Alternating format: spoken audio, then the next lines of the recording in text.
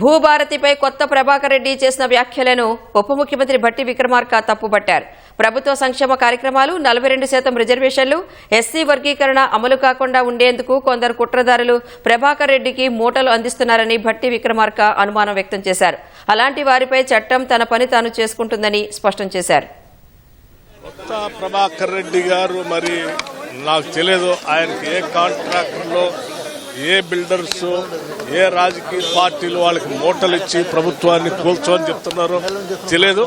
కానీ ఆయన మాత్రం ఈ కాంట్రాక్టర్లు లేకపోతే మూటలు ఇచ్చేవాళ్ళు, ధనిక వర్గాలకు సంబంధించినటువంటి వాళ్ళు, పేదలకు సంక్షేమం జరగకుండా, మధ్యతరగతి కుటుంబాలకి సంక్షేమం జరగకుండా, ఈ రాష్ట్రంలో బలహీన వర్గాలకి 42% రిజర్వేషన్ రాకుండా, లేకపోతే రాష్ట్ర ప్రభుత్వం చేపట్టినటువంటి ఎస్సీ కేటగరైజేషన్ ఫలాలు ప్రజలకు అందకుండా ఇవన్నీ చేయాలనేటువంటి కొద్దిమంది కుట్రదారులు ఏమన్నా మూటలు పోగేసి ఆయనకి ఇస్తున్నారేమో నాకు తెలియదు.